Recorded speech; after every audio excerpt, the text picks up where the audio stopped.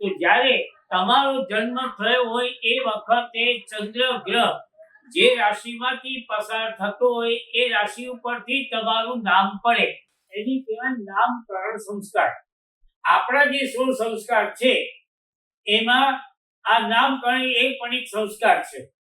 અને નામકરણ સંસ્કાર તો દેવોને પણ જ્યારે પૃથ્વી પર અવતાર લે છે ત્યારે પણ કરવા પડે છે.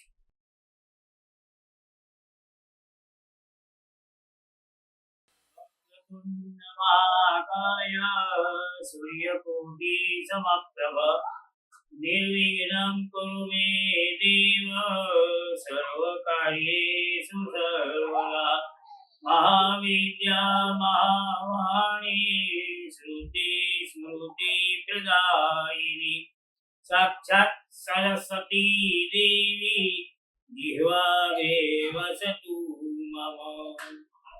પ્રિય દર્શકો, આપણે સૌથી પહેલા એપિસોડમાં જોયું જ્યોતિષ શું છે અને જ્યોતિષ શાસ્ત્રની રચના કોણે કરી.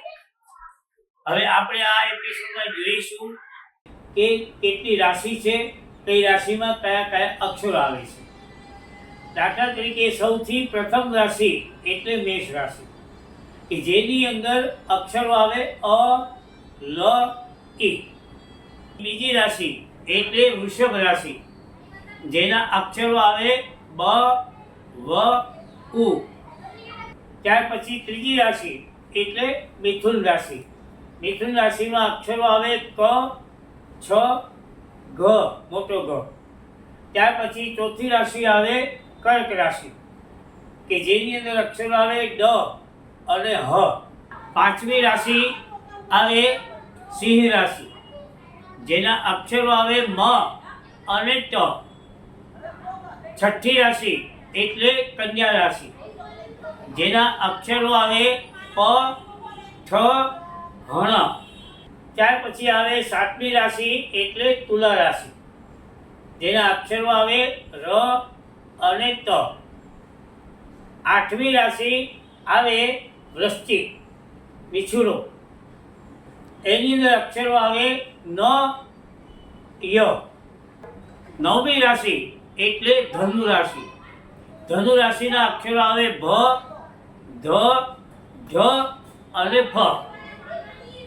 દસમી રાશિ આવે મકર રાશિ જેના અક્ષરો આવે ખ અને નાનો જ. 11મી રાશિ આવે કુંભ રાશિ જેના અક્ષરો આવે ગ, શ અને સ. અને છેલ્લી 12મી રાશિ એટલે મીન રાશિ જેના અક્ષરો આવે દ, ચ, ઝ અને થ. આ 12 રાશિ 12 રાશિના અક્ષરો થયા. હવે તમને ખ્યાલ આવી ગયો હશે, કદાચ ઘણાને ખબર પણ હશે કે પોતાની કઈ રાશિ છે. લગભગ તો સૌને પોતાની રાશિ ખબર જ હોય.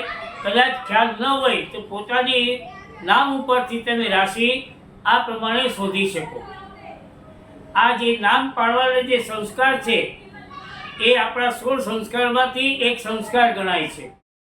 હવે આ રાશિ ઉપર કેવી રીતે આવે એ જાણીએ. તો જ્યારે તમારો જન્મ થયો હોય એ વખતે ચંદ્ર ગ્રહ જે રાશિમાંથી પસાર થતો હોય એ રાશિ ઉપરથી તમારું નામ પડે. અને નામકરણ સંસ્કાર એ મનુષ્ય હોય કે દેવ હોય દરેકને એક સરખા જ કરવા પડે. ત્યારે રાજા દશરથને ત્યાં 4 પુત્રોનો જન્મ થયો. એના નામકરણ સંસ્કાર માટે ગુરુ વશિષ્ઠજીને બોલાવવામાં આવ્યા. ગુરુ વશિષ્ઠજીએ કીધું કે આપણે આ 4 પુત્રોના નામકરણ સંસ્કાર આપને કરવાના છે. વશિષ્ઠજીએ જોયું કૌશલ્યાજીના ખોળામાં જે બાળક સૂતો હતો, દિવ્ય પુરુષ.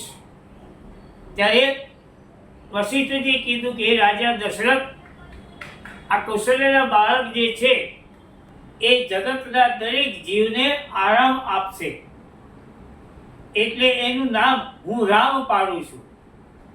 ત્યાર પછી કૈકેયીના ખોળામાં જે સૂતો છે એ બાળકથી લોકોનું ભરણ પોષણ થશે, એનું નામ હું પાડું છું ભરત. સુમિત્રાનો જે મોટો પુત્ર છે એ જગતના જીવોનું રક્ષણ કરશે અને એટલા માટે હું એનું નામ પાડું છું લક્ષ્મણ. અને જે સૌથી નાનો સુમિત્રાનો પુત્ર છે એ બધા શત્રુઓનો સંહાર કરશે, અને એટલા માટે હું એનું નામ શત્રુઘ્ન પાડું છું. હવે આપણે આગળ જોયું કે ચંદ્ર જે રાશિમાંથી પસાર થતો હોય એ પ્રમાણે નામ પડવા જોઈએ, પરંતુ ગુરુ વશિષ્ઠ જ્યોતિષના શાસ્ત્રોના બહુ જાણકાર હતા અને જાણતા હતા કે આ ચારેય ભાઈઓ જે જન્મ્યા છે એ કયા કયા દેવતાઓ છે. દાખલા તરીકે જે સ્વયં નારાયણ એ રામ અવતાર લઈને આવ્યા છે. ત્યાર પછી વિષ્ણુ હતા એ ભરત સ્વરૂપે પધાર્યા. શેષનાગ હતા એ શેષનાગ લક્ષ્મણ રૂપે પધાર્યા. અને છેલ્લે શત્રુઘ્ન એ પોતે અંશાત્મક શિવજીનો અવતાર હતા, અને એટલા માટે એને કીધું કે શત્રુઓનો નાશ કરશે.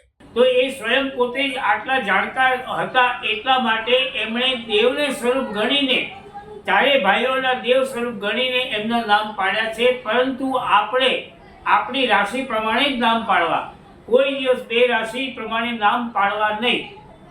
તો આપણે આ એપિસોડમાં જોયું કે કઈ રાશિમાં કયા કયા અક્ષરો આવે છે, એ બધું પ્રાથમિક જ્ઞાન મેળવ્યું. હવે આગલા એપિસોડની અંદર આપણે જોઈશું તો 12 રાશિઓના નિશાની પ્રમાણે, એના સિમ્બોલ પ્રમાણે દરેક વ્યક્તિના સ્વભાવ કેવા હોય, એમના વાણી, એમની વર્તન એ કયા પ્રકારનું હોય એ આપણે જાણીશું, જેથી તમે તમારા પરિવારમાં લોકો હશે એ રાશિના નામ પરથી એમના સ્વભાવ છે કે નહીં એ તમે ચેક કરી શકો છો. ત્યારે આપણે આવતા એપિસોડમાં ફરી પાછા મળીશું. સૌને જય શ્રી કૃષ્ણ.